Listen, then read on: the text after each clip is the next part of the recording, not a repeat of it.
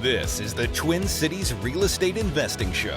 Real stories, real success in Twin Cities real estate. Join your hosts, Adam Tafel and Tim Swierczek, as they dive into the world of Twin Cities real estate investing. Together, they share valuable insights and practical tips to help both new and seasoned investors navigate the Minneapolis-St. Paul market. With a focus on relatable stories from real people, this show will empower you with the knowledge and confidence to thrive in your investing journey. Guys, take it from here. What's up, Tim? Hey, man. How you doing? Doing fine. April Bryan today. Yeah, I think that someone, if they read the topic, might be a little wonder why they need to listen to this episode. Yeah. But here's what I'm going to tell you. This is maybe the most chock full episode we have in terms of just meaty pieces of information you should know as an investor. Like, title is boring, but extremely important to avoid problems. And we talk about things like probate and what can happen and why you should buy title insurance and other things that you likely don't know because it's too boring to think about. But listen to this episode and you're going to learn a ton. Yeah, there's some good information on contract for deed, lease options, the benefits of having a trust. Yeah. And so it's very Minnesota specific. I was going to say none of this is Twin Cities specific, but it's Minnesota specific from a real expert in a world of real estate that is often, I'm guilty. I mean, it's an afterthought for me, typically in a transaction. And you know what? That's the sign of a good title agent. April is representing us in a transaction right now. And, communication has been stellar. And, my favorite vendors are people who I don't have to think about or talk to, like somebody who's silently off in the distance doing their job. And that's what April's been doing. So yeah, and I think it's my understanding that the title problems represent about 2% of the marketplace, and they're obviously more common in weird transactions. Investors do more weird transactions and work with houses that have been condemned and probated and all this stuff. So you're a little bit more likely as an investor to come across something someday. Totally. So you should know about this stuff. And the reason why most of us don't is that it is very uncommon. But if something comes up, it's extraordinarily expensive. So it's a good thing to know about and at least be working with someone who can explain it to you and work you through the problems. Cool. Here's April. Welcome to the Twin Cities Real Estate Investing Show, brought to you by Shook. Shook is the all-in-one platform to help you manage your rentals, built for real estate investors just like us. Shook offers lightning-fast ACH payments. I just got a few properties set up with Shook, and I'm getting paid way faster than my old service. They can also do custom things, like if you need to pay a manager a percentage, they can take care of that. The staff at Shook, Oliver, and the team are just so awesome to work with, and we want to thank Shook for sponsoring the podcast. At $5 per unit per month, it's totally worth checking out shookrentals.com to book a live demo. In the show notes, we're also offering a discount of 20%. Use the code TCREI20. Thank you. One of the hardest parts of investing is finding a solid property manager. I've worked with plenty over the years. Some are better than others. Earlier this year, I did a 10-unit deal where John and his team at RPM Viking handled the management for our mutual out-of-state client. They were professional, they were responsive, they delivered exactly as promised. Now they are my number one management referral, and I'm proud to have them supporting the show. Learn more at rpmviking.com. Use the code TCREI300 for $300 off maintenance services when you sign up with RPM Viking as your property manager. Thanks for sponsoring the show.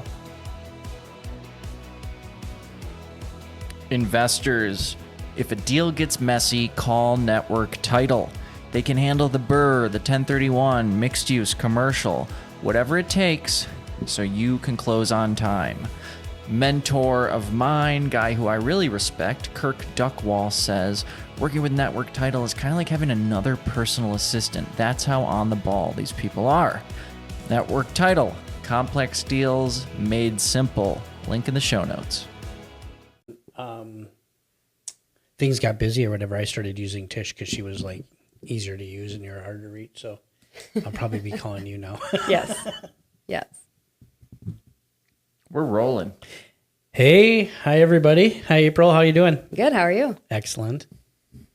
thank you for your support. We should say off the bat, right? Yeah. Can we make that official? April's company is now supporting the podcast. I was telling her she's freed me from my Sunday afternoon editing duties. So Good. We all need Sunday afternoons. I appreciate that.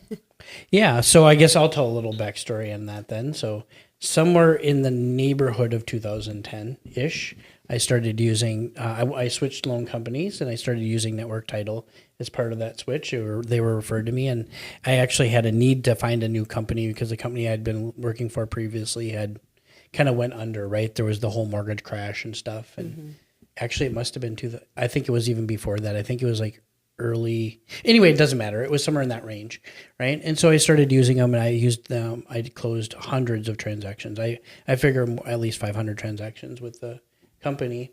And when we were looking for people, if you go online and someone asks for what title company should I use as an investor, myself and Glenn Williams always say Network Title, right? And I believe that. So when we wanted to get sponsors for the podcast, we didn't just ask anyone. We targeted 3 companies, and all 3 said yes. So thank you. Yeah, you're welcome. Why does an investor need a particular title company? Yeah, that's a great question. Would you want to answer that, or do you? Well, I think it's just understanding the different types of transactions, because investors just really have a lot of different ins and outs that are hard to understand.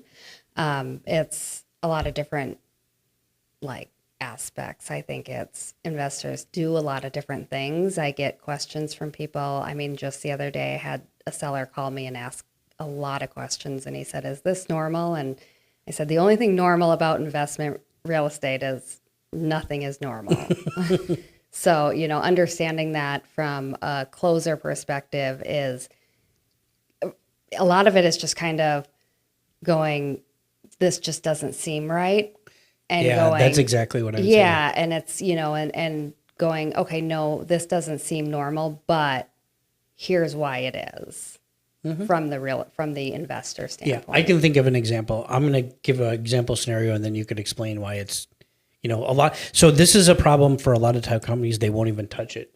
But a person wants to buy a property and then immediately sell it to someone else on the same day and not close on the property first, right? So I buy a property in North Minneapolis for $90,000, and I sell it to Adam. I sign the contract to Adam, or actually I don't sign it. I'm sorry. I sell it to Adam for $120,000. I'm making $30,000 because I don't want him to see I'm making 30. I sell it to him, and we close on the same day. That's a big problem for a lot of title companies. They wouldn't normally get involved in that, but it is legal. It is legal if you do it correctly. Can you explain why title companies are scared, and how? And then I think it'd be what makes it legal, or how can you do it the right way? Yeah. So a lot of title companies get scared by it because there's been, I guess, I don't want to say really legal action, but the Department of Commerce has come after some investors for doing that because of the way that they've done it. So they've done it in ways that are not right. So one of the things is that we make sure that investors are doing it right to protect the investors, but also to protect ourselves. So we call it an ABC transaction. So it's, the A to B, B to C. So the main thing is that you have to make sure that the middle person, the B person, is not using the funds from the sale to purchase the property. They have to come with their own $90,000. They have to come with their own money. So essentially, if you are selling it to Adam, you're buying it from me, you're selling it to Adam. You can't use Adam's money to buy it from me because you haven't purchased it yet. So Adam can't buy it from you. So you can't use his money. So the Department of Commerce and state of Minnesota says you can't use his money. I know a title person who went to jail for that, by the way. So I'll tell that story later. Exactly. Yep. So that's why a lot of title companies are like, no, we can't do that. So on our end, we just make sure that you have funded the transaction. So we will take a check from you, fund that transaction, and then when he funds it, we've got all the funds from every party. So it's a legal transaction. Is there a decent lending product out there for someone who wants to pull that off? Yeah. There's a very famous podcaster, guy who lends it. They call it transactional funding. It's basically you have the funds for one day, and they charge points rather than interest rate, right? So, I can't think of his name. I can't think of the guy's name. Yeah. But yes, there is. He's on my podcast list all the time too. Of course, Jerry Norton. That's what it is. Jerry Norton. Yeah. So his company does it. Other people will do it too. Yeah. I'm sure a lot of hard money lenders would be willing to. If it's a small enough deal, Jason Stockwell would do it. Yep. He's a local real estate investor and Remax real estate agent who does some lending like that. Yeah. No, he's with EXP now. Oh, he's with I'm sorry. That's okay. Sorry, Jason. That's okay. That's okay. But yeah, no, I think most hard money lenders would throw the money out there for a day and, but it's, Heck, I'd do it if I had the dough. I trusted the person. Yeah, exactly. Well, the money's going to escrow. The money goes in escrow, right? So they give it to April's company. That's a really good point. Tim doesn't. In this case, it would be me, right? I wouldn't even touch the money. It would go to them. It would fund, and then the whole key is as long as I can't take the proceeds without the loan getting paid off. Which if you guys would handle that, so there is a lot of safety there. Yeah. So we just make sure we've got the funds and then we fund the second transaction. So, it's the main thing is just making sure that it's funded. So I think as long as you do that, it's a legal transaction. Yeah, and here's where the problem comes in. Probably where you get the benefit is you probably just sell it better than the average title company, because what happens is I would think is I've gotten these calls myself. I know that like the starting off wholesalers are the ones who would look at this, and then they would find a transaction and they would want to do it this way, yet they don't have their own money, right? They don't have their own money, and rather than trying to find the right this so they can find the round, rather than looking for the round peg like the Jerry Norton or the Jason Stockwell, they're trying to pound that square peg into the round hole by basically trying to do it illegally. Yeah. And so they come in and they say, well, this is what I want to do. And instead of you saying, you can't do that, you say, actually, and you inform them. Here's a good way of doing it. Here's a legal way of doing it to keep yourself out of jail. Yep. So we try, and I think on our end, we enjoy working with investors and explaining even ways to do things too, because there are good ways to do investing and do investing right. Yeah. So I know at one point you guys were closing contract for deeds for me, and that's changed a little bit. Some things have changed, and we're going to definitely talk about that. But title companies right now you're not preparing documents like you used to, right? Like for a while you would prepare mortgages for me and other things, and something's changed with that, right? So the contract for deed laws changed in November of this last year, and they got very strict on investors. And so those investor laws kind of really are not in favor of the investor. Yeah. And so do you feel comfortable talking about what the changes are? I know at least one, but I don't know all of them. It's a little bit complicated, but basically like if you have, if you give a contract for deed to Adam, okay, and then Adam doesn't make his payments and it's in the first 3 years, you have to give Adam his down payment back. Okay. So if Adam defaults on his contract for deed, you have to give him his down payment back. Who came up with that change? State of Minnesota. Why? Exactly. Well, I think that's insane. I think I know why. So, but the answer isn't politically correct. We'll cut it if you don't want it out there. Why? Because there was a guy. There was a guy in the Twin Cities. What's his name? He got in trouble from the Attorney General for doing a lot of contracts for deeds for Muslims, right, under the Shira law stuff. And because they don't believe in paying interest? Yeah. He got taken down because there were several Muslims who ended up losing their down payment, and he's being investigated and probably like I found out of this so long ago. For all I know, he's charged and convicted and everything. But can you think what his name is? No, I didn't know that. Sounds like a real overcorrection. It's the by slow, the state. Yeah, exactly. And so it really really took it in the wrong And I don't want to say the direction. wrong name of the company. He lives out in Wayzata. He's a loan officer, right? Oh, okay. And his company was called like he had like 3 different companies. But anyway, he specialized in only working with contract for deeds. He had hundreds of them, right? So like there were, probably a dozen that went bad, but he made the paper and everything. Yeah, and then on top of that, another change on there is that you can't, if you foreclose on somebody, if you cancel a contract for deed, you also can't cancel on a contract for deed for like 5 years after that or something like that. I can't. Oh, you mean you can't do 2 in a row? Yeah, you can't. Like, so if you give Adam a contract for deed, and then you have to cancel on him, and you then give me a contract for deed, Then I don't have the right to. you don't have the right to cancel on me for 5 years. I didn't know about that. Wait, what? Yeah, it's something like that. Don't quote me completely, but it's something similar to that. Like there's some sort of 5-year term that you can't cancel within a certain period of time. And there's something about 5 years. If you have a cancellation, you can't have multiple cancellations within a 5-year period. Interesting. I'm in the process of canceling on one right now.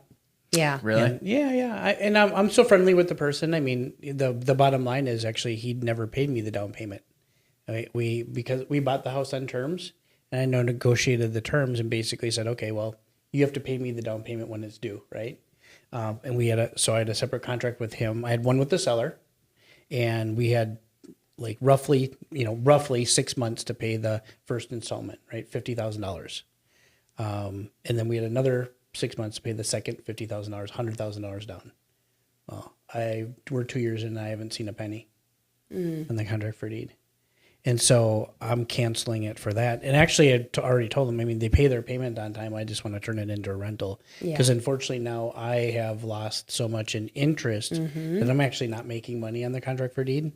And the price I agreed to sell it to him for is no longer a fair deal for me because of the way the terms worked out, right? Like I gave him a deal on the sale price by probably $20,000, thinking that, I was going to make some money, but I wasn't going to make as much as I could, right? Because this is a friend of mine.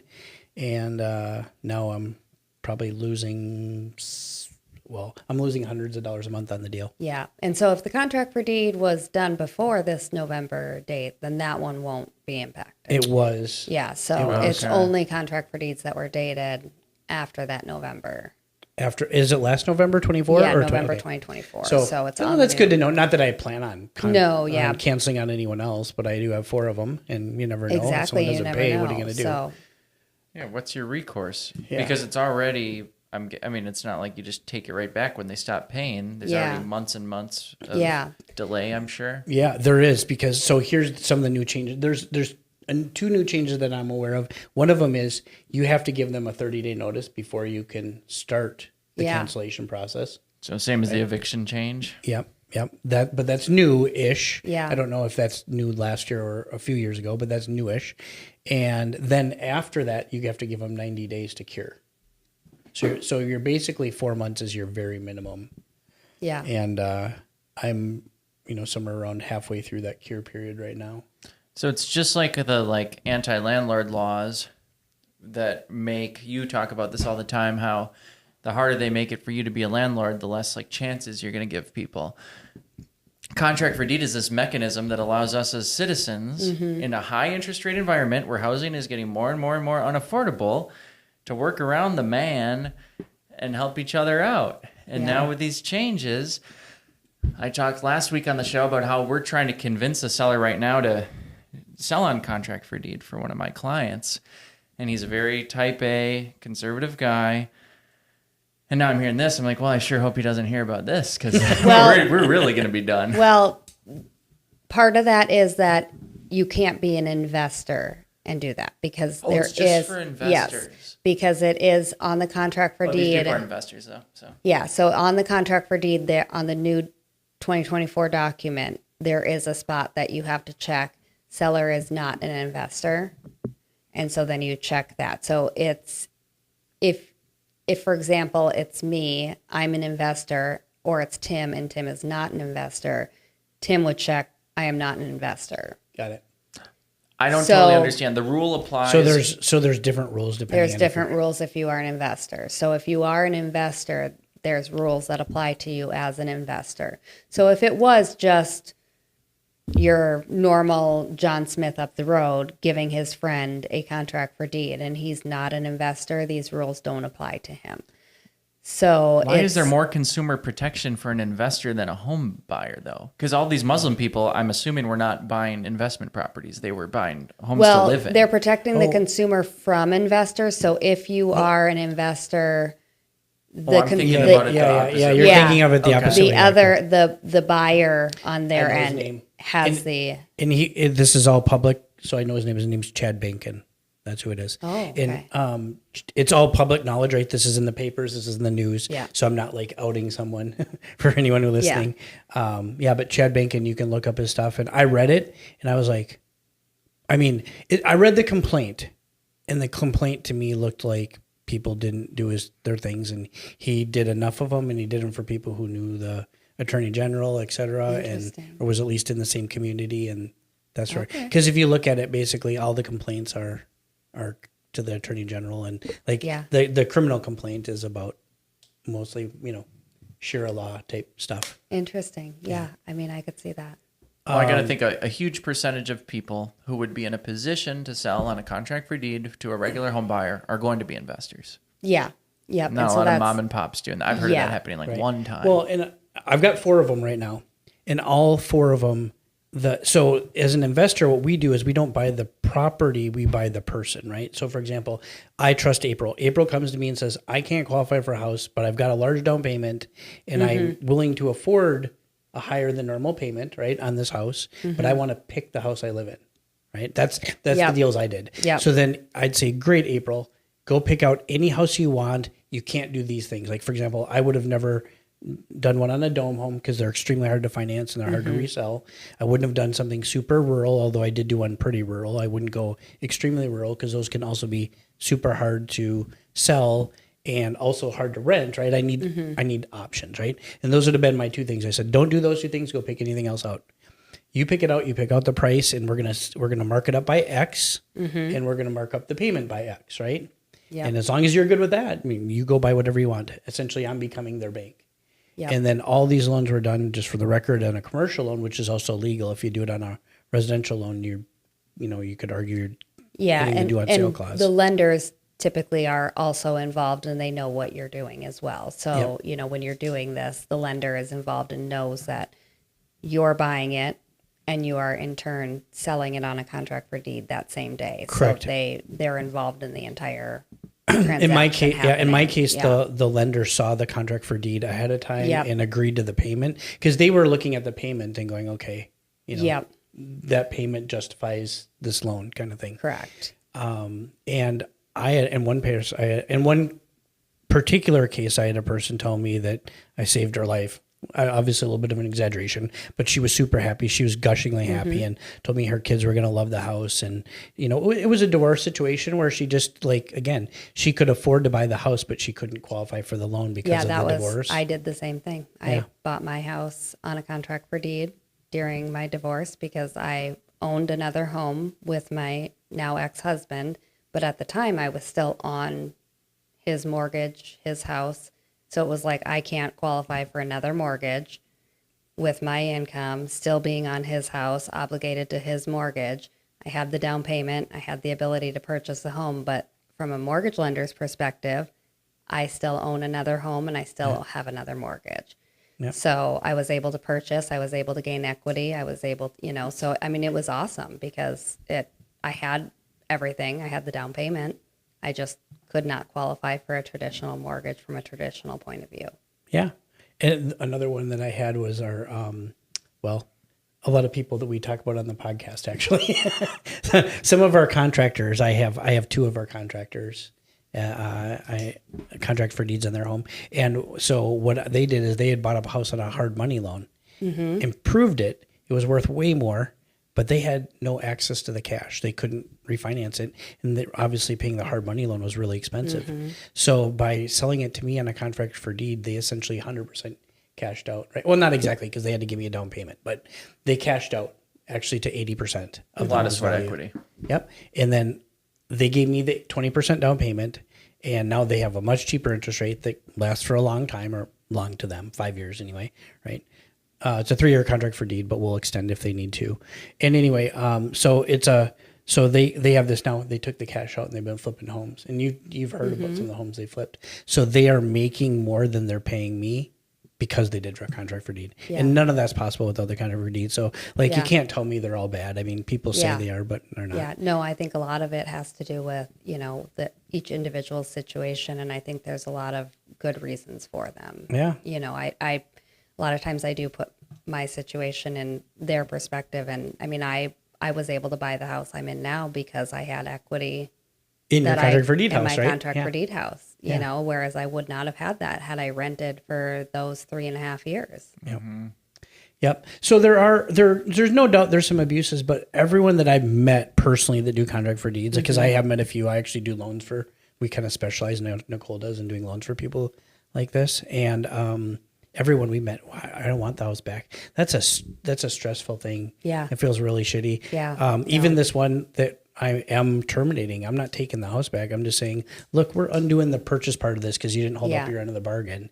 Yeah. I'm like, we're turning it into rental, and if you want to buy it in the future, you have to give me the down payment first, and the purchase price is going to be different. Yeah. It's not like you're kicking him out and saying Exactly. Yeah. Exactly. Yeah. As a matter of fact, I just talked to him today. Yeah. We talk 3 days a week at least. Yeah. I'm friends with him. It's just the business deal didn't go right. Yeah. I asked Tim this last week, but have you ever heard of a lender calling a loan due on sale clause for any circumstance whatsoever, but specifically for a contract for deed? Have you ever heard of it? I have not heard of it. Yes. Yeah. Well, not due on sale clause, but I have for fraud. I'll say that. Have you? No, I've Yeah, never because heard. he called me. I know the person. Everyone in the Twin Cities knows this person. But yeah, so obviously I'm not going to say his name. But he called me. His lender called like 3 of his loans due at once Really? for occupancy fraud. Right? He claimed he lived in them. Can't do that. Or Yep, you can't do can't that do 3 that. times. Especially not with the same Not lender. with the same lender. Yeah. But we can all agree that if lenders were at all in the habit of calling loans due because of contract for deeds, Yep. a human in this room would have heard of it happening one time. Yeah, contract for deeds, or even the sub twos that investors do. That's a good point. Yeah. too. Okay. So let's talk sub 2. That's a great topic. Yeah, Can you tell us? Do you do sub 2s?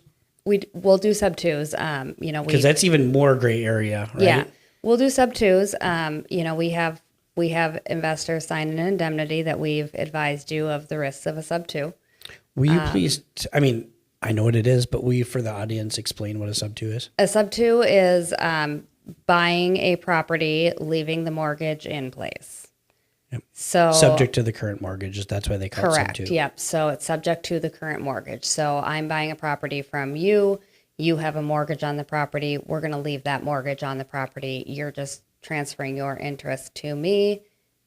You're going to now make the mortgage payments, but the mortgage is still your responsibility. Yep. I'm going to make the payments, but it's still your mortgage.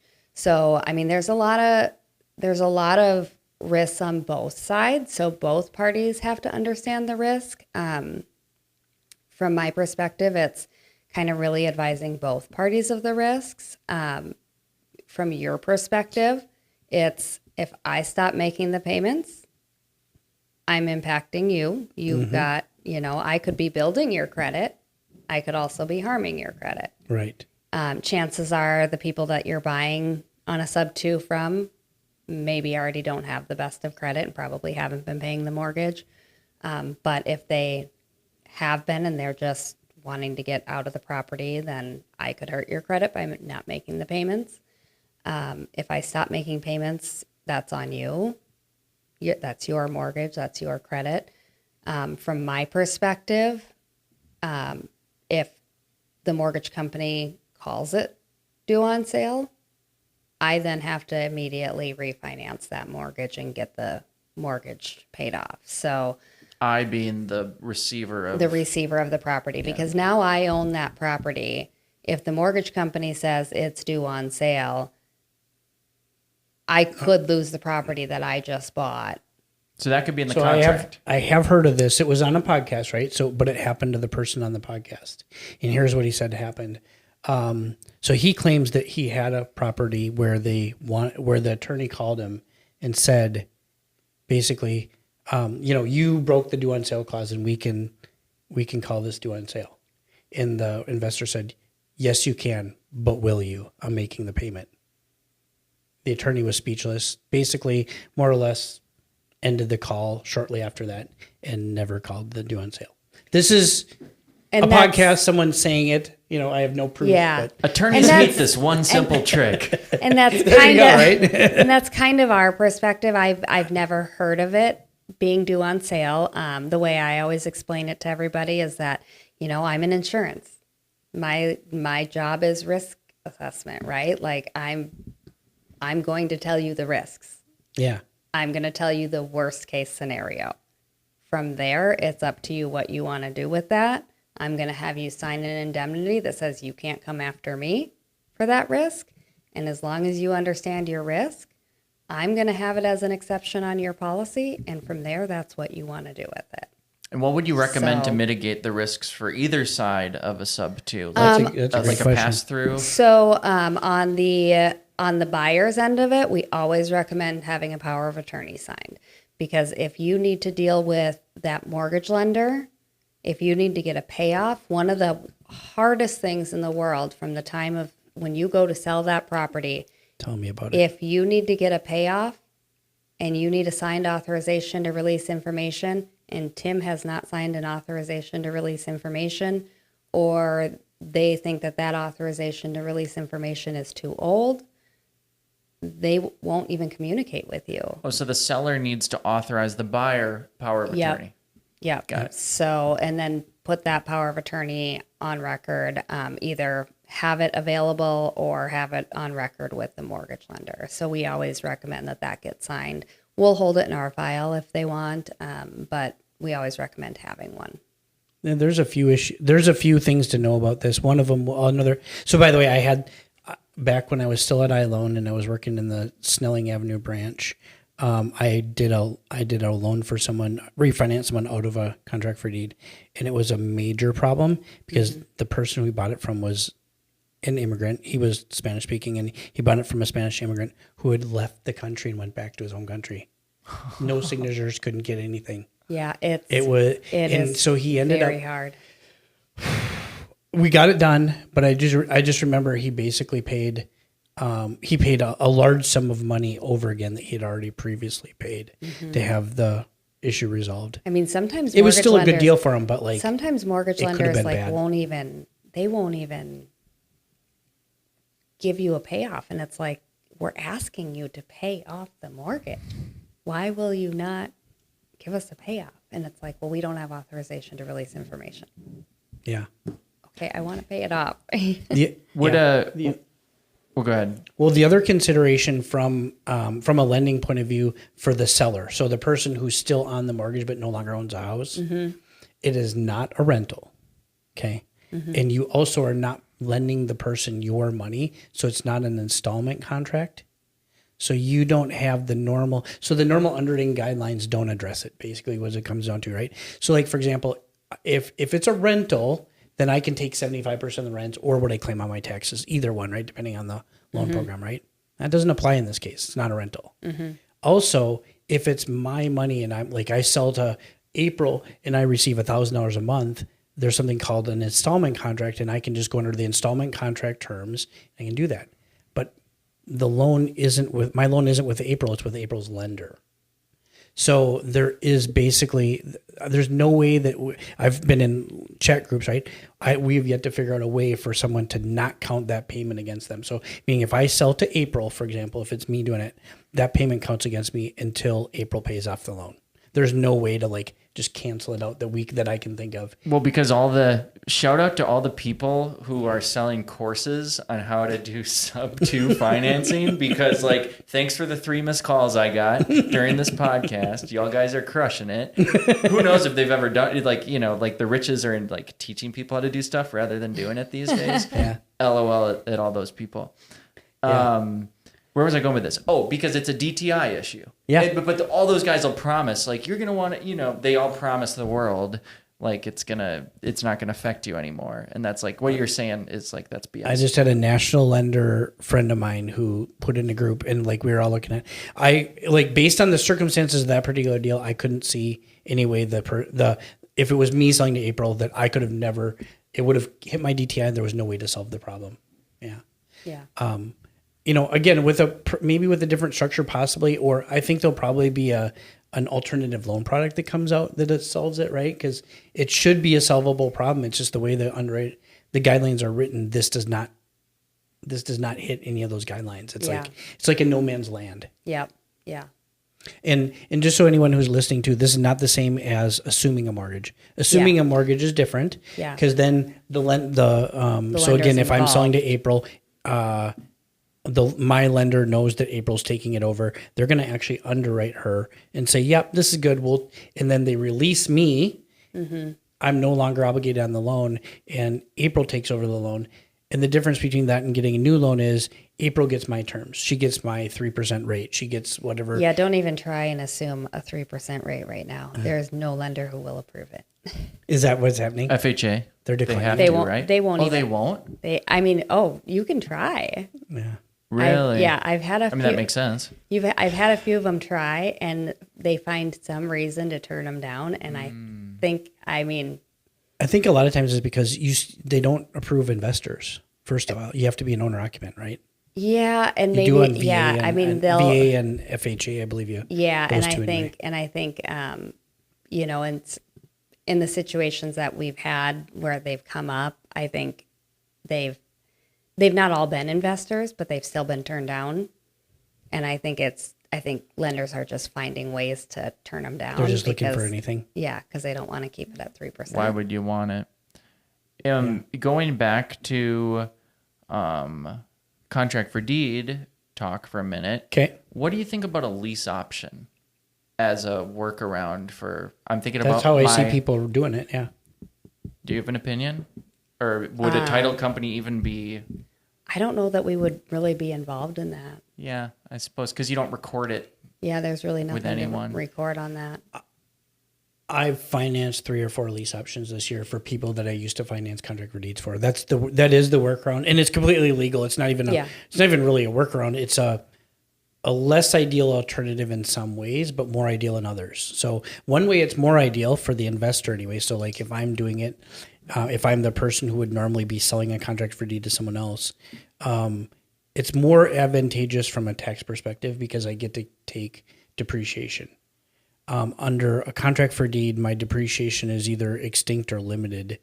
And also from talking to a tax preparer, this is just one person's opinion, but he also said like you have at least on some level, you also cannot do a 1031 exchange the same way. Actually, no, 2 different tax preparers agreed on that it affects your ability to do a 1031 exchange. It doesn't invalidate it completely, but like part of the transaction can be and part can't be. And that's where I'm just not experienced enough to understand the difference. But when you say you financed a lease option, how does that work?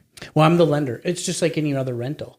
I finance a rental for you. You buy a rental property and you lease it to April with the option for her to buy. It's like every rental property I ever do. Oh, you're my lender in that I'm case. your lender. Instead gotcha. of doing a contract for deed Understood. for April, you're just leasing it to her, but you're leasing it with her with the option to buy. So this is the and game we don't plan. care about that at all because it is a rental. Sure. It's just okay. It's a rental she could purchase in the future if she wants. That makes sense. Well, you know what? I'll buy you a steak dinner to talk to this guy. Yeah. Is that a deal? Yeah. You mean the guy who's doing it all the time? Yeah, he's in Boston, but I can No. The guy who I represent a buyer. Oh, I see it to represent. They're trying to buy this place, and I've got to. Yeah. Let's do it. I love it. Yeah, steak of your choice. Okay. Sweet. Yeah, so I mean, these are great. By the way, this is how some people got through COVID, was doing contract for deeds, right? I mean, because the cash flow was guaranteed. Essentially, if the person could afford it, like if they could afford the payment, there was always going to be a markup over my payment, right? Mm-hmm. So my payment on my contract for deed, which you could think of as a rental, is let's say $2,500. Well, the lender required I made a 20% profit, or they wouldn't approve the loan. So my markup then would have been 20% of 2,500 would have been $500, and I'd make $500 profit every month. And because it's a contract for deed, I am not responsible for maintenance. That was one of the other things I want to get to. I'm not responsible for maintenance, so that's a true net profit to me. Yeah, I don't have to worry about the water heater breaking down or the utilities. yeah, and the you're contract not responsible for deed for taxes. And exactly. Yeah. And so and that's the other thing. If you do it as a rent to own, the state of Minnesota says landlords have certain responsibilities, and you cannot contractually give up those responsibilities. Meaning, I can't say to you, and I see this all the time, and it's just people that don't understand the law, but they'll say, I'm going to rent this to you, but I'm not going to cover the maintenance. You have to cover your own maintenance as a Triple rental. net. You can't do that. You can't do that with in residential. Yeah. You can in commercial, of course, right? But in residential, you could probably, I think a good lawyer could argue you can push some things off on the tenant, but there's absolutely no question that they have a list of things that you have to keep you have to keep the property in sound working order. Anything you promise them, you have to maintain, right? So for example, here's how I interpret that is, if you say, like, for example, there's a built-in microwave, if that microwave breaks, you have to replace it. You can't just say, the microwave broke, I'm not going to. So these are pretty significant downsides to anyone considering selling on a lease option. Well, that's a big downside, but the upside is you get a big tax write-off that you don't get otherwise. I don't get any depreciation on any of my contract for deeds. Sure. But I do on all my rentals. Yeah. So, I mean, there's pros and cons, right? There's pros and cons of I wouldn't each. call it all negative. Yeah. I certainly I wouldn't. didn't say all. I No, just no, said no. that's no. a very significant downside. That is a significant downside. Yeah. So obviously, and here's where I think you'd need a true attorney to know what you actually can and can't do here. But there's the other thing is, you know this, you have to compensate someone for doing work on your house. If you're the landlord then, and this is a rent to own and not a contract for deed, I think if you do work on your house, I have to give you money off your rent that month. I don't know any other way around That's it. a law? Oh, yeah. Oh, okay. Yeah. If So you do you your can't, own like, work, for example, you have to compensate someone for doing work on the house. So, for example, if you make them shovel, there has to be a compensation. Oh, sure. I understand that. Yeah. But so if let's say you do work on the house, let's say it's not optional work. Optional work, I don't think you could ever force me to pay for, right? Like if you just decide you're going to paint a room, Yeah. But if you take it upon yourself, you take it upon yourself to paint a room, something, without giving the landlord the opportunity to do it, I don't think you can. But if you say, I need you to come repair this, I need you to come repair this, I need you to come repair this, and they don't, and then you take it upon yourself because you've given them opportunity, they then have to compensate you because you've taken it on yourself. yeah, Okay. So voluntary renovations in this, I'm just thinking about investors buying on lease options would not be subject to. I don't They believe could do so. all that work themselves. I don't believe. Yeah, exactly. And I'm not an attorney, but my understanding of the law is they could do that work themselves without compensation, right?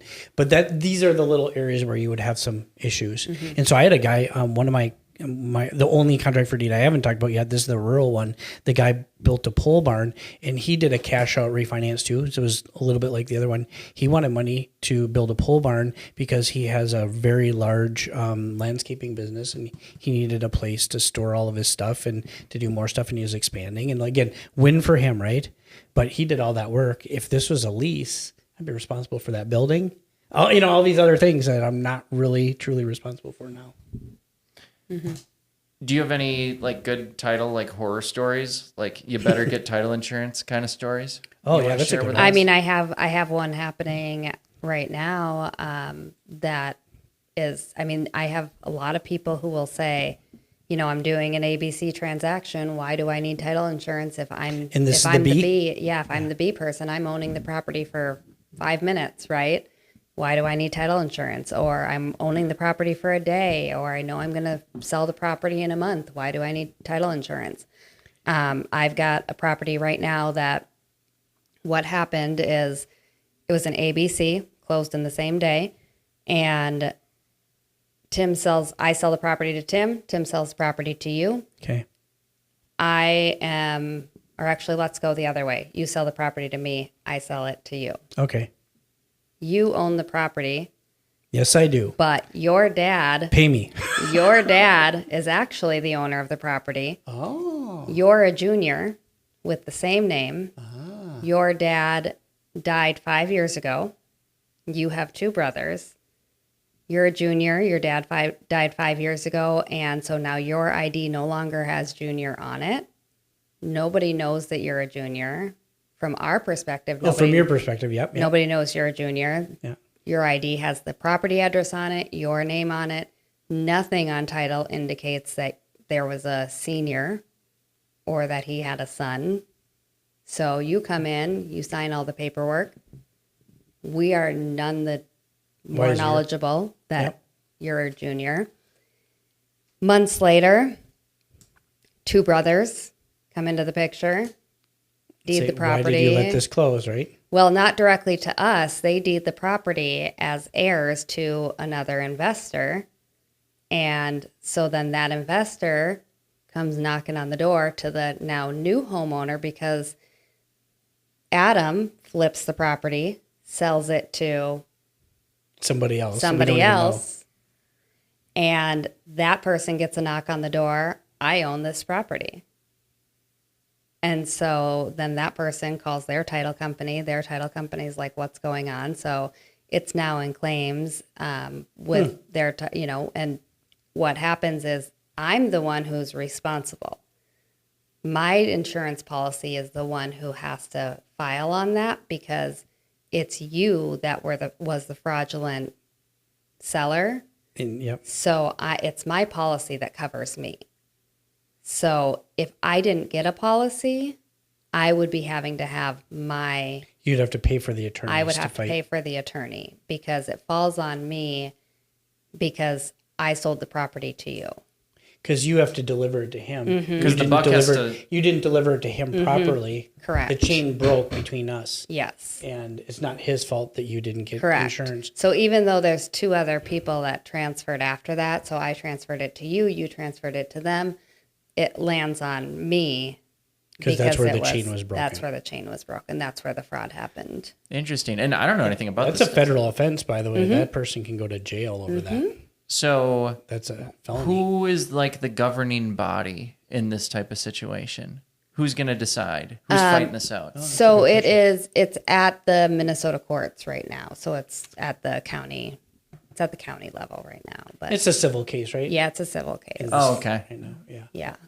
I mean, they'll Because end they're up, fighting over money. the title insurance will end up, like the underwriter will end up fighting it out and paying out on a claim. So it'll end up, And then, they'll end and up then paying. they'll go back after me in that They'll case, end up, right? Yeah. they'll end up paying out to the person, essentially the investor who is out from, selling it to or buying it from the heirs. Yeah. Because I'm sure he You. gave, In this hypothetical. Yeah, well, in this hypo- actually, yeah, so yeah. the person who's out is the person who came in from out of nowhere and The bought retail buyer? the random person who bought from the 2 heirs. Oh, sure. So that person That's the essentially. person who has nothing right now. Well, there's If someone's casualties looking- all over the place Yeah, in this exactly. situation. Yep. Yeah. So that, the end buyer who is now living in the home is the one who gets the knock on the door. I mean, they're still living there. They're still, they're not really out anything other than the trauma. Some sleepless nights, yeah. Yes. The trauma of, okay, what? This isn't my house. It is. But the investor who got the heirs to sign it over to him, I'm sure he gave money to, so what'll happen is the underwriter will fight him on how much did you actually give him? What was it worth? The deed to him knowingly was a not valid deed because heirs can't deed. It has to go through probate. They'll fight it out, but it's a complicated case. But regardless, this person should have never deeded it, and it's a fraudulent deed, and it falls on me. Yeah. And so as the interesting thing is, as like, the buyer of the fraudulent deed. So, clearly the person that's me in this case knew that they didn't have the right to do that. Clear fraud. Definitely could go to jail. But on the other side, the other 2 that deeded it were they the only two that owned it? Like, are they the only two that had ownership rights, or should they have involved? Yeah, what about me? the junior? Should I have been involved in that one? You should have been involved, but So they also frauded me. It should have gone Which to doesn't make it better, but so it should have gone to probate because Dad had passed away. So it should have gone to probate. Okay. That would have been then probate. The proper way to do it. Yep. Then all of the proceeds of the sale would have gone to the estate, and then the estate would have divvied up the proceeds. So essentially, you would have still gotten some funds, and those funds would have been divvied up between the three of you rather than just you. Or just them. Them. And I'm sure sounds like three brothers who none of them have scruples. I'm sure that they found out that he sold the property and then, were upset and found another way to cash out. I don't know, but regardless, he walked away with like less than $10,000. It was, What a waste. It was a condemned house. It was a house that was boarded up by the city. It was like, it was not. Got it. It was crazy. It was like you put your like criminal. So then it might not have been a felony because I assume the losses were at a felony level, and that might not. Is that a felony level nowadays? I don't even know what it is. I don't know, but. I think probate's a good topic to talk about too, because I think people should know, but let's maybe start with what keeps you out of probate, because there's two different ways to be on title, right? Yep. So we'll start from the basics and then not work into probate. Yeah. So, if you're married, or you have, another significant other or, another party in title. Yeah, it doesn't have to be married. It doesn't have to be married. It can be mother, son. It can be sister, brother. It can be significant other. It can be, if you have anybody else in title with you, you can take title as joint tenants. Then if one of you passes away, the other maintains 100% interest in the property as joint tenants. And it does not have to go through probate. And it does not have to go through happens probate. Automatically. Yep. And so, it happens automatically. And then upon proving the death. And then you record an affidavit of survivorship at some point. Okay. You don't have to do it immediately. That's what's required to officially put it in that. Otherwise, the only two ways to avoid probate in the state of Minnesota are to do a transfer on death deed or a trust. Okay. Other than the first method we just talked about. Yeah. So a transfer on death deed is? A transfer on death deed is me stating that this is who I want the property to go to after my death. And so it's right on the deed itself. It's written into it, and that does not have to be approved by a judge. It doesn't have to go through. Does not have to. Yes, the only condition of a transfer on death deed is it has to be recorded before the death happens. Okay. So if I do a transfer on death deed, I have it signed, I have it notarized, but I don't have it recorded, and somebody finds it in my house, it is not valid. No, it has to be recorded on the property before death. So. And the reason why investors should listen to this is because you might buy a property from someone who has a transfer on death deed. Mm-hmm. So these are the kind of things you do actually have to know. And if you don't know them, you could buy that property from April, but April never recorded it. You didn't know to ask the question. You didn't even know it valid. Yeah. Now all of a sudden you've got the same issue, and it's really April's sister who deserves the money or whatever. And right? You'll get a lot of people who will say, "Oh, my dad gave me the property," and it doesn't need to go through probate. And we've had people who have literally said, "Oh yeah, I've got this napkin here. My dad gave me the property." Well, it still needs to go through probate. Okay, yeah. Okay. So there's that, and then you said the trust. Is that the other yes? One? Otherwise, putting it into a trust. So having. Does it matter if it's like what do they call it, a living trust or a revocable trust? It does. It does not matter if it's a irrevocable trust or a revocable trust. Typically, if you are living, you would have you would have a revocable trust, and then that revocable trust would become irrevocable. Can I get a definition on revocable, please? No idea. For $200 to revoke, to take something back? Yes. So, okay. I currently have my property in a revocable trust. So I can take my trust back. I can say I no longer want to have my trust, so I can revoke it. You're out of the will. Yes. So I can cancel my trust essentially. I think this came up on OJ because once it's irrevocable, then the courts can't go after it, correct? Isn't that So one of the big differences? essentially once you pass away, it's irrevocable because you can no longer revoke it. So I don't have the ability to revoke it anymore. So it's irrevocable upon your death. Wait, but does that mean that like if I, as a living man, put my properties in an irrevocable trust to my children, and then somebody sues me 10 years later, that's like an asset protection? Trusts are asset protection, yes. Yeah. So by putting your properties in a trust, you are protecting them from judgments, tax liens, bankruptcies. You do this? Do you do it? We should all be doing so this. Okay, I'll tell you. I the do reason it why because might I'm want to. single. So we own an apartment building in Louisville, Kentucky, and we got what was called a bridge debt, which is essentially a hard money loan on an apartment building. Okay, and we got it from a really large national lender, and 6 months after we paid off their loan, we paid all of our investors back all the money, right, that we had. And they came back to us and said the payoff was off by I think it was $135,000. And we were like, we used your payoff. We closed 6 months, this was 7 months later, right? Well, like 1 month after we given all the money back. And we're like, we don't have the $135,000 anymore. And by the way, we used your payoff and you gave us the payoff and everything else. As far as we're concerned, go to hell. Mm-hmm. Well, I had at that point had a lot more assets than I have now, and I was looking at putting my house in a trust. I was told by the attorney that the trust would be invalidated because I have the threat of a lawsuit. So I had to wait until after it was over. So I never did put it in the trust. Okay. But had I put it in the trust ahead of time, then they could, even coming after me, they couldn't have taken my house. Yeah. Okay. And speaking of... I still would have been responsible other ways, but not the house. Yeah, mine is just estate planning purposes, just because Sure. I want everything to... It's when I got divorced, it was a matter of planning for my children, not having to go through probate. So it's just solely for that purpose.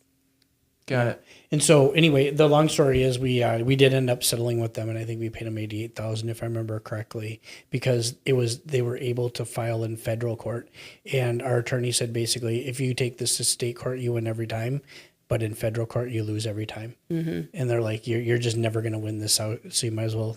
So we got totally effed by this lender. Yeah, it sounds like it. That's horrible. Yeah, and here's what the thing was. They didn't have a prepayment penalty. They've sold it to us, no prepayment penalty, but they had a minimum amount of interest they got to earn, which is like a prepayment penalty. Yeah, I mean, that's... So we paid them off earlier than they wanted us to pay them off, and we had to pay all the interest up through their minimum amount of interest. And number one, we didn't know that. It's buried in...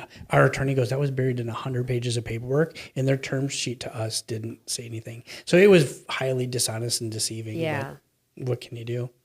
You hear those horror stories about people just like stealing properties from other folks? Like not in Minnesota, but like Florida I was has going like to a say, thing. I think it's definitely an out-of-state thing because I've never seen it in Minnesota. Yeah. Well, guy just tried to, though, right? Did they they? try it. That essentially that's what the guy did, right? He stole the property from his brothers. Well, yeah. That's and- totally different. Yeah. What I'm Well, describing. You're saying you know what I'm going talking to about. the county and stealing it. Yeah, it happened to David Green. He was really public about it. Okay. There's this guy. I like this podcast. I listened. Remember that Matthew Cox guy I showed you? Yep. If you want to hear a crazy story, this guy was like That was like a 3 or 4 hour podcast. Yeah, you can find shorter podcasts, but he was like, I think if you're in the real estate world, it's an entertaining ride, right? If you like podcasts, this guy takes you on a wild ride of like mortgage and title fraud, stealing properties, financing them for like FBI's most wanted. He goes on the run for years. He ends up getting like 18 years in a federal prison, but he gets out in 12. It's really crazy how he gets out early, but his podcast is great. And if you like true crime kind of stuff, I'm going to have to listen to it's it. really good. I got to find the link. You sent it to me. But where am I going with this? Amazing. Oh, but he was able to steal all these houses, and he was in Florida. Yeah. And But you're probably not an expert on. No, but how did he steal them? But he was doing a lot of this stuff like pre-MERS and stuff like that too, right? This was a little bit a while ago. Like it'll be harder now. That's a maybe good point. not too hard, but like it gets Well, it harder. happened to every year. David. It happened to David Green, public figure, investor. It happened to him in the last 4 years, Wow. I think. Like, were people living in them? No, you're talking about actually stealing the title, right, of some kind. Yeah, faking a payoff and going to. I did have, I think the only thing that I had, the only other close situation that I had to the one that I was just telling the story on, was one that we had, and this made the news actually too, was we had one that we didn't end up closing, and I did hear that it closed somewhere else, and we told the investor, we said, do not buy this. Absolutely do not buy this. They still did. But we looked at the title and we said, there's something wrong here. There was an $800,000 judgment on the torn certificate. It was for fraud from a bank that this person worked at. And so we looked at the name search and then looked deeper into the name, and there was all of this identity fraud stuff. We're like, okay, this just seems really weird. And then the emails that were coming from the person was like, is this really this person? And then the guy was emailing saying he was the spouse, but then there was a divorce. And we're like, is this your spouse? It was just, there was all these red flags, and we were like, I'm not, there was a satisfaction for the judgment, but it was an $800,000 judgment. And we were just very on edge with the whole thing. And we were like, I'm not sure. And he wanted to have his wife sign the documents with him, not with us. And we're like, no, she needs to come in. And everything was Sounds like Matthew Cox. Yeah. Exactly. Yeah. It was there were all the red flags, and we were just not comfortable at all with it. So we said, no, we're not going to do this. It's just, don't do it, and we told the investor, we said, we're just not comfortable with this. I would not do it. All these red flags just scream identity fraud. I would not do it. About a month later, this guy is on the news. And, also within this same month, we had 2 other calls from investors about getting giving earnest money to this guy. He's just making. Yeah. Stuff And up. we were like, so he's got 2 other purchase agreements out there. So he's given 2 other people have given this guy earnest money. So it was just, the whole thing was weird. And then all of a sudden this guy's on the news, and all these people think that they're renting the property and have given this guy down payments for rentals. And meanwhile, just think about that. You collect $225 or $2,500 deposits on a rental, or $1,500 deposits, and you move on, right? Meanwhile, there's these tenants who live in the property who keep getting people knocking on the door saying that they're moving in, that they're here to move in. I had this happen to me once on my house on the west side over by Lisa's. A woman shows up in a packed station wagon. She had driven from New York City to move into my house. And I'm like, Stryker? I'm so sorry. You're not going to do that. Yeah, Stryker. And then it happened again where I didn't actually meet the person, but they called me. They're like, yeah, we're here, blah, blah, blah. Yeah. It was because I was doing a lot of Airbnb at the time. And so people were snagging photos and properties from Airbnb listings because they never go away. So, yeah. But that's a totally different, this person, it sounds like, that's any crackhead can figure out the security deposit scam. That's an easy one. This sounds like he was trying to do some serious title fraud. Oh yeah, he was trying to get. Oh, and then there was also a mortgage that he had just taken out on the property 3 months before. But now he's paying it off. Yeah, it was, the whole thing was okay, this guy is there were so many identity fraud. What year do you think this was? This was just this last year. In 2025? 2024. Maybe 2025. Look up 200 Larpenter. Oh, okay. 200 Larpenter, okay. I will know. Yeah, I won't forget the address. 200 Larpenter. Yeah, it was crazy. So we were talking about, we were going to talk about probate a little bit, right? So you can avoid probate, but normally most people don't avoid probate. So if something goes into probate, give us the kindergarten, easy view, right? Talk we're, 5th graders or something like that. How does it work? How long does it take? I think that's a big one for people to know, especially investors kind of need to know, like, it's cool to do it, but you should know what you're getting yourself into. Yeah. So, I mean, a typical probate in Minnesota, if you just start it and get it done, is probably going to take about 30 to 45 days. That's it? Yeah. If Why you do just, I always see them take 5 to 7 months? if you just start it and get it done. Because they're lying. Because they It's- didn't really start it. Well, and it's there. mostly if you just do it. If your personal representative isn't participating, if they're not getting the documents to the court, if they're not showing up to the, I mean, it's if you have an uncontested probate and you just show, and that's with a good attorney. That's with, I mean, if you hire an attorney that is backed up and doesn't have time to go to the court and I doesn't wonder if have, that's what it is. yeah. So I mean, it kind of depends on who you're hiring, and it does depend on the court the court's timing at that time. We've seen a lot of them done in 30 to 45 days. I've only dealt with a few, but they've all taken like 5 to 7 times that. Yeah. Yeah. So, I mean, and we've definitely seen some of them take that long. And I think that's usually when there's a lot more involved, or you've got, a lot of family members. If you've got, if you've got probate and you've got 6 kids and they're trying to see, if there's more heirs out there and they don't know if there's more heirs out there, then they've got to post for more heirs, and they've got, so there's reasons why it can take longer, but you can definitely rush probate. Okay. So. Okay.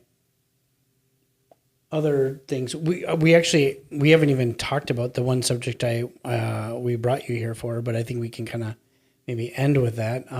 Is there any other things that you think investors would want to know about title? Like what do they get for their title insurance when they buy it? Not the owner, not the owner's policy. What do they get? The owner's policy, I mean, the owner's policy really is the same for an investor to a regular owner, and Sure, it's really but like, what's the protecting. purpose so they know what they're buying? They're protecting their interest in the property, and so it's protecting them from anything that comes up after they purchase that is in that chain of title. So when they go to sell the property, when they go to refinance the property, when they have, like the example that I gave, even down the road, if something comes up and it happened at the time that they purchased, it still protects them.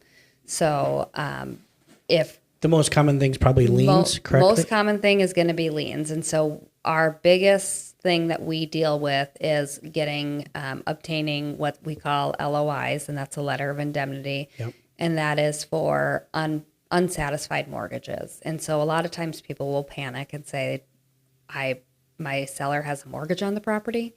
It's usually, well, I shouldn't even say usually. If your seller has a mortgage on the property, it is paid off. It just means that that mortgage company did not do the proper paperwork and satisfy it on the property. So TCF did a bunch of those, right? yeah, I mean, well, and back, I mean, in the 80s and 90s, they didn't satisfy them ever. It was like you would pay off a mortgage, and what they would do is they would mail it to you. Here's the satisfaction of mortgage. Well, homeowners didn't know what to do with them. They didn't know, I need to take this to the county and record it. And put it on your fridge for sure. Yeah, it was it was deal. like, oh, great, I have my satisfaction. Thank you. And nobody did anything with them. So, I mean, there was a good amount of time where we would go back and there were mortgages on the property all the time. Well, one of the biggest things that legislation did and title insurance did is gave title companies the ability to do what we call a certificate of release, COR. And so now if we ourselves pay off a mortgage as a title company, we have the ability to file a certificate of release. So we have the authority to say, I paid this mortgage off, I obtained a payoff from that company, and I did everything I needed to do to pay it off. I can file something on that property to say it is paid off. So if a mortgage company does not satisfy a mortgage properly, I can file that. only if I've issued a policy on that property. So if you don't purchase a policy, Then you don't have. I can't do that. So it offers them protection. It offers them, the ability for us to clear things for And them. as we talked about legal fees, right? Yep. Yeah, And then it covers their legal fees the moment anything comes up. So even if they don't have a claim, it covers their legal fees the moment anything comes up. And if you buy a cabin that you find out later is landlocked because the road you're supposed to be driving in on is actually property owned by the neighbor who's pissed that you bought the cabin out from underneath them, Yep. and you need to buy new land and have a road built, it would pay for all that. Yep. That was a good friend of mine. Shout out to Jonathan. He had a road built for him because that's exactly what happened. He bought a cabin, and then everyone drove across. There was a road, but the land was 100% owned by the neighbor. Yeah. And long story short, neighbor wanted the cabin, and when he didn't get it, he said, "You can't use the road anymore." Yeah. People will ask us all the time. I mean, I think probably one of the most common questions we get is, if you do your job right, why do I need title insurance? And I would say my common answer to that is that, first of all, we can't predict fraud. Second of all is we're human. We all make mistakes. There are plenty of times where it's, I look at something, I don't see anything, and I'll say it's, yep, we missed that. I'm protecting you from our human errors. And then there's also things that come up later that we did at closing. I paid off that mortgage at closing. I can't help if that mortgage lender doesn't do their job and satisfy it. But because you bought a policy, I now can protect you and get it satisfied, do a letter of indemnity, do a certificate of release. I can do anything that I need to protect you from that mortgage remaining on your property because you bought a policy. And, if you're buying a $500,000 piece of property, I would think that you would want to protect it with a one-time. Yeah, it's $1,200. It's Yeah. one time. Well, Yeah. and Right. owners' policies are usually cheap, right? Yeah, usually, but not if you pay. Yeah, it cash. depends on if you're buying cash. They are, they're a little bit more expensive because you don't have the loan policy. A loan policy is mandatory if you're getting a loan because the lender is going to require it. We don't require it. A lender is going to require it because they want their protection. Yeah. So if your lender is requiring it, your owner's policy is offset by that lender's policy. So your owner's policy is a few $100 at that point. If you're buying it cash, it's definitely probably over $1,000. Yeah, right? it's a little. It's for example, a $350,000 loan policy might be around a little over $1,000, maybe $1,100. So it's a one-time fee that you're paying to protect $350,000. And in the state of Minnesota, correct me if I'm wrong, because I learned this a really long time ago. As a title company, you have to tell the state your fees, and basically you can't change them during that time period, right? So underwriters have to disclose the policy premiums to the state of Minnesota. And so then the policy that's what they premiums, have to charge. Yep. So policy premiums have to be disclosed to the state of Minnesota. Okay, so it's just the policy premium. So that would be the lender and owner's policies, both, Yes. I would assume. Yep. For So a we can't calendar charge year, or over what? those. Yep. For a We can't- calendar year, or how does it work? I don't know about the calendar year. I think just Maybe once it's they're just whenever you disclosed, publish and it? then Okay.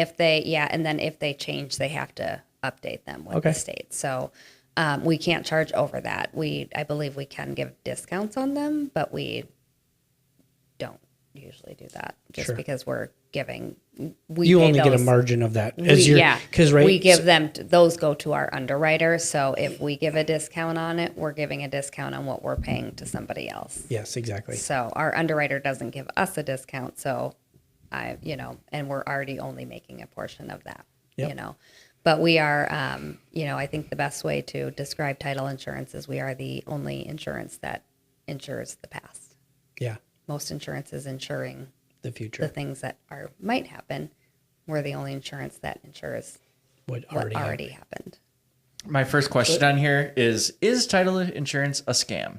I'm crossing it out now. So let's, I think these are good for people to know. They know why they're buying it, what could happen, all this. And actually, at least they know now that they can call April and ask her a question, because one of the reasons why I would recommend April is she's actually willing to educate you, rather than just kind of be like, do it or whatever. And she knows enough to educate you. So, and that's why I wanted to bring you, because there are some changes to federal law that could, and really, I think it's fair to say only impact investors. Yeah. So I know that this is complicated. So if you want to actually pull out your notes, feel free. I have no problem with that. But like, can you tell us, I believe it's about the FinCEN law, right? Can you tell us what, like, high level here real quick, what are the FinCEN changes? And then let's talk about how that affects investors and dig deeper. Yeah, so effective December 1st, as long as they don't extend it, I mean, there's about a 95% chance that it will take effect on December 1st. There's that small chance that they may push it out.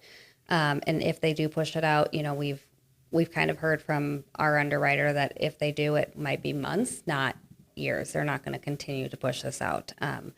And it's really... But it's a federal law. It's federal, yeah. And the reason why is they're trying to prevent money laundering. They've been successfully doing this in about 7 other counties across the U.S., and they have caught, I don't even want to quote an amount, but a large amount of money laundering in these 7 counties. And so that's why they were the 7 counties they were counting on catching it in, right? Yes, yep. And so because they've been so successful, that's why they're now pushing it out to other major areas.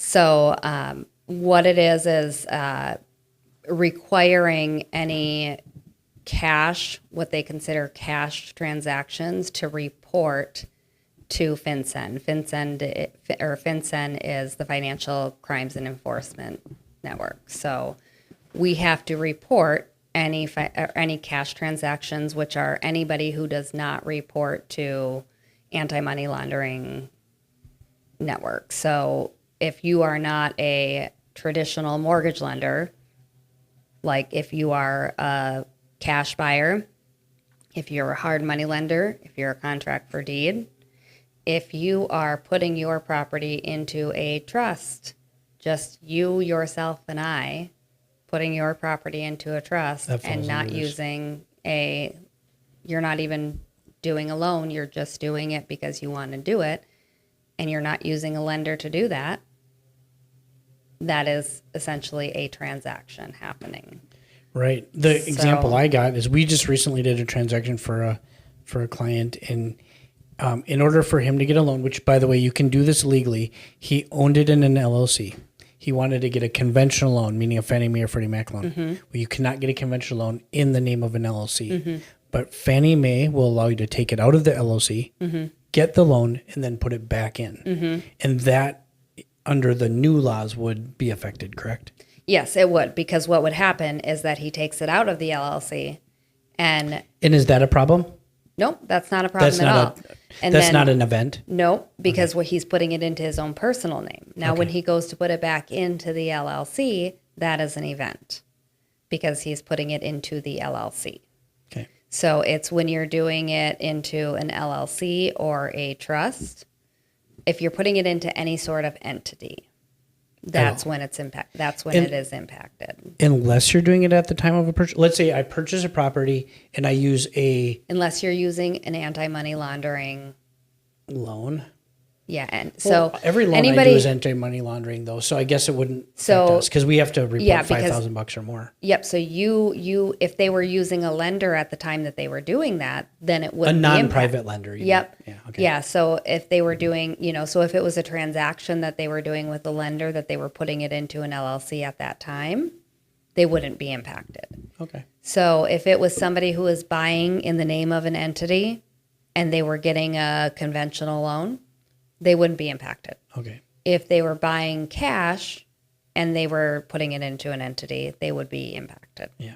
And what's the impact now? What does that look like? It's at least 111 fields of information that we have to obtain from them about. It's going to be so annoying. It's going to be hours of work. They said that the financial crimes unit, the people who are testing the forms, have a 10% failure rate themselves on filling it out properly, you mean? themselves. Wow, so only 9 out of 10? people who created the forms have a 10% failure rate. That doesn't surprise me. Yeah. So if I'm an investor, the way that this affects my life is that my costs went up a little bit. Yeah. Yeah. So, and we have yet to determine what that cost is going to be, but it's going to be hours of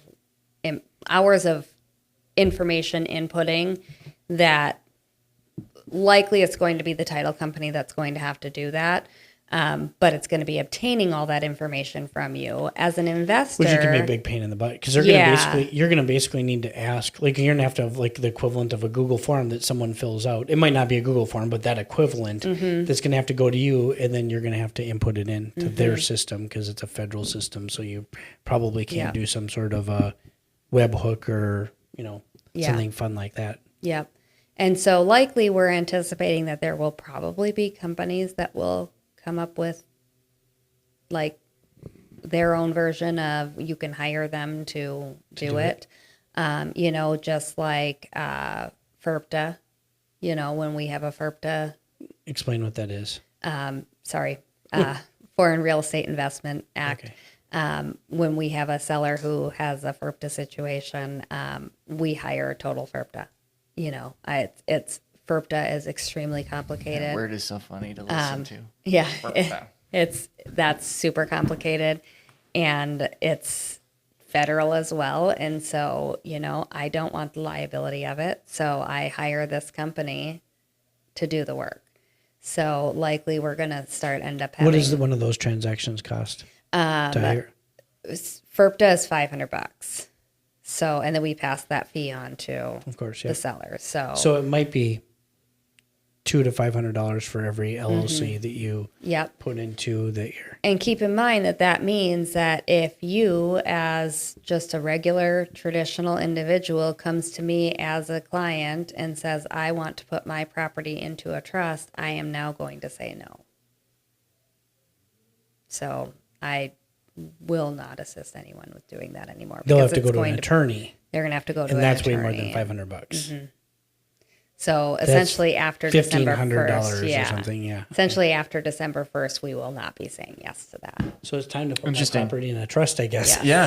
Well, if you want your property in a trust or an LLC, do it before December 1st. And what do you think the average cost difference is between you and an attorney for something like that? I honestly don't even know what attorneys cost. Sure. Our average, what we charge for doc prep and getting everything done, including recording fees, is about $326. Oh, that's not bad. Attorney be way more than that. Yeah, attorney states are more expensive for sure. Yeah, like when we see it. There's a good guy, John Wheeler, is a real estate attorney that I recommend. Yeah, maybe we can get John on some point once this goes in. We'll see how it impacts people. I'm sure he would love to. Yeah, he's a good talker, right? He's a fun guy. Are there any other impacts that you're aware of under this law or other situations? Really, some of it that, what we really don't like about it is, if you're, some of the information that they're collecting is really personal. If you want to put it into your trust and your trust beneficiaries are your minor children, I need your minor children's social security numbers, their date of birth, I need all of their information. And I feel like that's just too much information to be giving to somebody that you just don't, I'm used to collecting that information, so it does, but you're not, right? Yeah. And, and the thing is, I'm used to collecting information like that. From an adult that you're doing business with, yeah. And honestly, I know that I trust me. I just feel like, it's crossing lines to be trusting everybody with that information. Yeah, that makes sense. Mm-hmm. For the federal government to just say, okay, now here's what we need to collect, and you're just going to put that on people who aren't, you're licensed. And I feel like we have less of license requirements as title companies to be collecting that kind of information. And I'm not saying we're not qualified. I think we are. I just feel like it's still it's still just kind of a gray area to me of collecting minors' information. But when you say that people were being caught often laundering money, like Yeah. what here locally? No, not here in Minnesota yet. It's the 7 areas that they are that they've already done. I know were Chicago, LA, Denver, New York. I'm guessing Miami's got to be one of them. Maybe. No? Maybe. Could be. Okay. Yeah, there were 7 areas, and Houston, I know Dallas. could be. Yeah, maybe one of those. But I know Denver. I know Chicago. I know New York. I know LA for sure. Those 4. So You can't ever buy a house with actual cash, can you? Like cash? Not I cash mean, cash. A briefcase? I personally have never had somebody walk in the door with cash.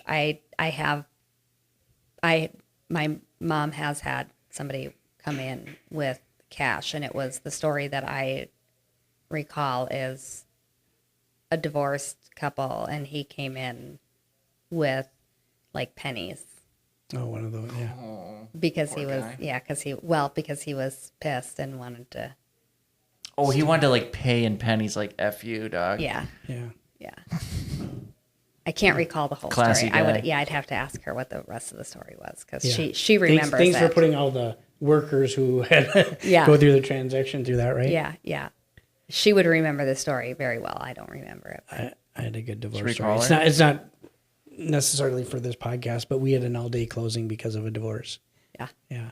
The husband in the situation was an attorney, so he knew the consequences, and he waited until the closing. He pretended he was going to go through with the closing, and then at the closing table, he used that as a negotiating tool for his kids. Wow, And Jesus. so wife is signing on the document selling the house. Well, they're both selling the house, right? They're both owners, but selling the house to my buyers, who happen to be college friends of mine. And it was an all-day closing. Oh my It started in the gosh, I morning believe and it it. went until basically 5 p.m. because they were negotiating child custody for the rest of the day. And she couldn't go buy her new house without this sale, right? So like Yeah. that was the, so anyway, Yeah. And he knew that. Mm-hmm. Yeah. never forget that closing. That's some things just stick in your Yeah, head, right? And that yeah. was one of them. Well, this has been very helpful. Yeah, April, this has been awesome. If you're an investor and you want someone experienced and you want to be guided through the process, especially if you're doing anything remotely weird, contract for deed, wholesaling, buying or selling, trading contracts, anything like that, I recommend that you use Network Title and call April. Thank you. Yeah, we'll have all your contact info in the show notes. Okay. Yeah. Cool. Thank you Thank so you. much, April. Thanks, April. Thanks for having me. Bye-bye. Yeah, I was surprised, Tim. I wasn't exactly sure what we were going to talk to a title person for an hour, Right. which would have been fine. I was get that, thinking, I thought I actually even wrote in my notes here bonus episode ? Because I'm like, we could just put it out like, in conjunction with a regular episode. But we talked to April for an hour and 10 minutes, and there wasn't, as you said, there wasn't really any fluff in there. Yeah. Yeah. I mean, we didn't for the record, I mean, you've already heard the episodes, so you already know this, but we didn't talk about what she did before title or any of this other stuff. It was just, it was just literally topic after topic after topic. And so I think there'll be some value in having her back on occasion to, just touch base on different things. And I think it is important to hear some of the stories and the importance of lien releases and stuff, which a lot of us never do. But man, I've seen those title problems. I've seen those horror stories. And so April's job is to keep you safe. And I've used her, like I said, my estimate is about 500 times. That's not an exact number, but it's roughly that number. Yeah, very knowledgeable. I liked that conversation. So let's see. Tell us about this flip that you bought, Tim. What's the plan? Where is it? Why did you pick it out? People want to know. It's North Minneapolis. It is a 4-2 when it's done. Technically, I guess you could call it a 4-2 now, but it's got one of those basements that looks like it was in the movie Saw with a... I know the type. Yeah, with an exposed bathroom in the basement, the kind that doesn't have walls, but has the fixtures on it. and those fixtures are falling apart. So it really does. I mean, it smells a little bit like it's in the movie you saw, and it looks a little bit like it's in that movie. When you go there, when you see the place, you'll see it's actually in a great neighborhood. What I like about it is, what's the address? 3951 Thomas Avenue North. All right, go on. And I'm just gonna go out on a limb and say it's one of the nicest neighborhoods in Minneapolis, in North Minneapolis. I mean, specifically, you drive around there. The businesses are in good shape. The properties around it are well kept, stuff like that. This is the eyesore on the block currently, and it's not all that bad. It's it needs a paint job and it needs bush trimming and stuff like that, but it actually isn't all that bad right now. Anyway, by the time we're done, it's going to have a whole new paint job. It's going to have a whole new roof. We are going to have, it's got hardwood floors. We'll be refinishing those. It's got one of those pink bathrooms, I love Art the Deco pink, style bathroom. yeah. And we are actually keeping the Art Deco bathroom. Yes. The tile around the shower area was not salvageable. It was in really bad condition. It's already off the wall. So we're going to be doing a beveled subway tile in that area that will blend in nicely. It'll look different. It'll look white rather than pink, but it's really going to blend in well, and it will keep the same look and feel. It'll look, I think it's going to look, it's not done yet, as you can tell by my language, but I think it's going to really blend in well and it'll look natural. And it currently has a vanity, and we're going to take that out and put a pedestal sink because that's what would have been in there. So going to kind of keep that vibe. I'm looking at a photo right now. I see the Easter egg wall. Now this listing might be off. It might not be relevant because this was an off-market deal, right? I mean, it's not. I bought it off-market, yeah, but it was actually not a probate, but a trustee sale from a bankruptcy. So someone claimed bankruptcy, and the bankruptcy courts own this property, or at least are facilitating the sale. Well, yeah, it's got all sorts of stuff. I mean, you've vetted out buying the ugly house on the block is kind of real estate 101, but this is a mid-century 1,600 square feet, so it really is in that sweet spot of like not a tiny starter home. Maybe you can squeeze out, maybe get to 2,000 if you can squeeze more square footage out of the basement. Looks like it has some hardwood floors. It could be refinished. Yep. It doesn't have like a tiny little galley kitchen. Like it'll be like a kitchen. Yeah, and there's an eat-in element to it. It's big enough to have the eat-ins part. Nice. It's actually probably too big of a kitchen in the shape that it's in. Meaning it's like it's a rectangle shape. Yeah, not quite a box. And so it would almost be nice if it was a little bit more narrow and there was room somewhere else or something. But whatever, it's fine. It's not bad, but it's just a little bit of wasted space, maybe. Well, it's just a classic grandma house is what it looks like to me. Yeah. Just like rental grade everything, or probably original painted cabinets, which is kind of cool. Those are going to get removed. They're in pretty bad condition. I wouldn't expect you to do anything else, but it's just, those cabinets have lasted a long time. Mm-hmm. Well, you guys don't have to listen. It's a yard and a half, lot and a half. Nice. I wish it was 2 lots. Well, you guys don't have to listen to us talk about it. You can Google it, 3951 Thomas Avenue North. But tell us about the numbers on it, Tim. Why did you like this deal? What did you buy it for, and what are you going to put into it? What do you think you're going to sell it for? Current numbers, which obviously we know could end up being different, but we've got purchase price is $175. It's actually $180, but I'm getting $5,000 towards closing costs, so net to $175, right? And then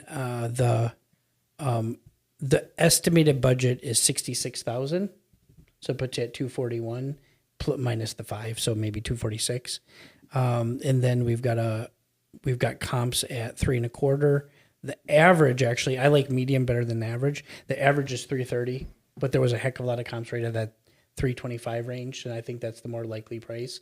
I think if things go poorly, the market turns down anything else, I can fire sale it at $299 and get multiple offers. That's my fire sale at $300, not $299. Bracketed pricing. Gotcha. Okay. Because a lot of agents put their clients on. Everybody's in a price range for buyers. Sure. Yeah.